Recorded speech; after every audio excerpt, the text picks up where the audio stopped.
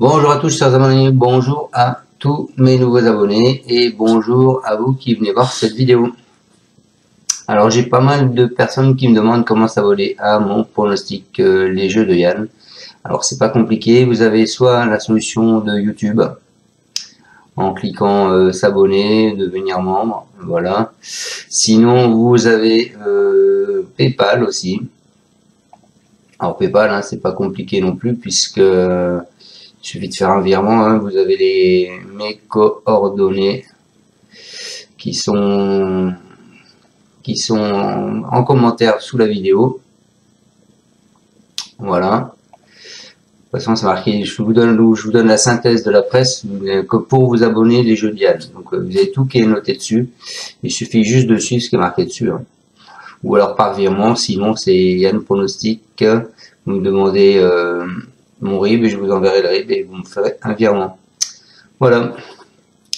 Allez, on est parti pour le pronostic d'aujourd'hui, enfin de demain, mais avant ça on va faire la course d'aujourd'hui. L'arrivée c'est le 15, le 7, le 4, le 13 et le 16. Donc dans ma sélection en 6 sur internet, je vous donne le 4 et le 16. Voilà. Et en plus à mes abonnés, je leur donnais le 13, il me manque ce 15 et ce 7. C'est dommage, hein. De toute façon je vous avais prévenu, hein, c'était compliqué étant donné que c'était des chevaux qui n'avaient pas couru ou presque pas. C'est pas facile de donner un pronostic quand on n'a pas de ligne pour suivre. Hein. Demain c'est déjà un peu plus simple. Demain, allez, on est parti pour demain, ça va à Strasbourg, c'est la réunion 1, ce sera la course 4 à 13h55 les amis.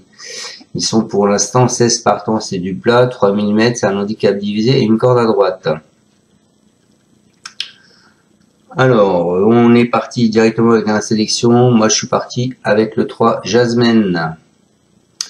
Hop, hop, hop. Alors, Jasmine est 4e de cet événement l'an passé, hein, et 2e en 2022. C'est un fils de Manduro. Il se présente à une valeur à laquelle il est compétitif. Il n'a rien montré le jour de sa rentrée, mais il avait probablement besoin de cette sortie pour monter en condition. Il est confirmé en terrain lourd, donc il a son mot à dire. Ensuite, je vous ai mis le 5 qui est très Rockwoman pour sa préparation à cet élève de Sacha Schmerz a remarquablement tenu sa partie dans un quintet équivalent en Fontainebleau puisqu'elle a fini 4e.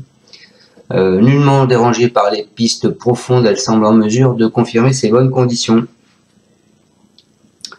En coup de cœur, je vous ai mis le 8, ça va pas être le cheval de tout le monde, Rezata Stone.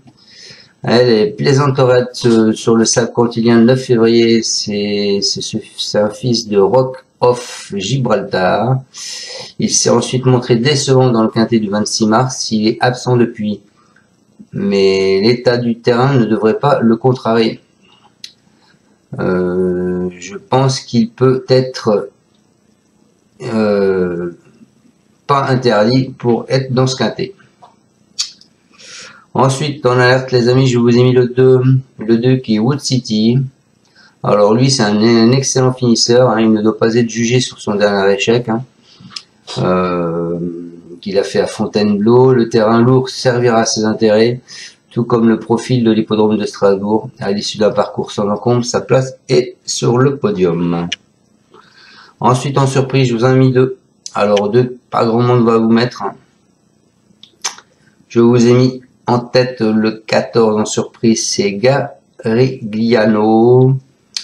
Elle a été largement dominée lors de ces 2 dernières éditions de Quintet, plus c'est un haut de 7 ans, il semble un ton en dessous de ses principaux favoris. Néanmoins, son entraîneur voulait le mettre en seconde épreuve. Et comme vous le savez, moi j'aime bien les chevaux qui voulaient aller en seconde épreuve, j'aime bien les mettre dans mon pronostic car bien souvent ils sont au top pour la préparation. Et ensuite, le deuxième cheval qui sera encore pas le cheval de tout le monde, c'est Flash and Span. Lui, les lauréates de 2 handicaps l'hiver dernier. C'est une fille de Spanish Moon. Elle n'a plus aucune marge de manœuvre. Néanmoins, elle se retrouve sur une distance qu'elle adore. Et sa dernière tentative est nettement moins mauvaise que ne l'indique son classement, puisqu'elle a fini 8e. C'est un très bon outsider. Allez, on va aller voir les pros, ce que disent les entraîneurs. Donc on va partir avec le 3. Le 3, Jasmine. Alors Jasmine, c'est Christian Perschmidt. La corde 1, c'est Manuel Santiago. Il nous dit, il a été décevant lors de sa dernière prestation, mais il ne faut pas en tenir compte. Il traverse une période plus difficile cette année, mais il est en bonne forme. Ensuite, je vous ai mis le 5, c'est Trey Rokuman, c'est Sacha Schmersek, et c'est Madame Eketsu, la corde 3. Il nous dit la dernière fois, elle a bien couru, elle aime le terrain lourd, le niveau de l'épreuve et la distance sont dans ses cordes. Nous sommes confiants pour une bonne performance. Ensuite, en coup de cœur, je vous ai mis le 8, les amis. Le 8 qui est Rosetta Stone, corde 5. C'est Marion Folk-Smith-Mare. C'est Monjon. Il nous dit il est en bonne forme, comme il n'aime pas le terrain trop souple. Nous espérons que l'état de la piste soit à son goût. Si tel est le cas, il a une chance d'être parmi les 5 premiers. Voilà pour lui.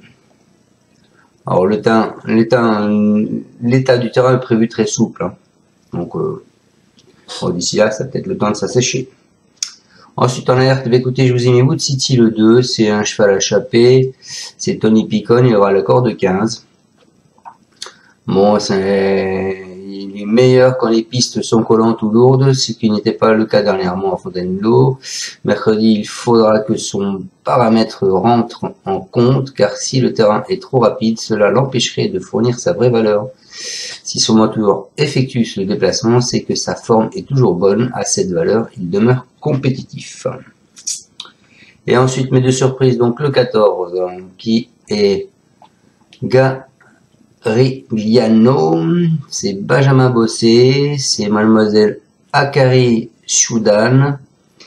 Alors, il nous dit, il n'a jamais trop bien fait à Strasbourg, cela dit, c'est à côté de chez moi. En outre, il lui faut un bon terrain pour être compétitif. Il est vraiment bien sur sa tâche et compliqué en première épreuve. J'aurais préféré qu'il soit en 2e, mais je n'ai pas trop le choix des engagements. Et pour finir, ma 2e surprise, ce sera le 11, Flashenspan, c'est Marc Pimbonnet, c'est Ben Marie, la corde 14. Dernièrement, elle s'est bien défendue, mais à cette valeur, sa marge de manœuvre est réduite. N'ayant pas beaucoup de choix dans les engagements, on se retrouve dans ce quintet où elle peut, je l'espère, prendre une petite place à condition que le terrain ne soit pas trop souple. La distance ne la gênera pas.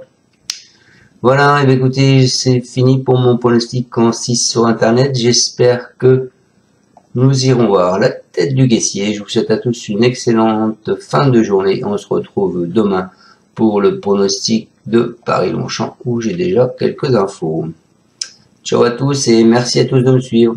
Un petit pouce. Ciao, merci. Tu es parieur hippique, tu as forcément besoin de la Kazakh. La Kazakh, c'est l'outil indispensable des parieurs hippiques, avec plus de 60 filtres en temps réel et la possibilité d'affiner tes pronos et trouver ton cheval gagnant.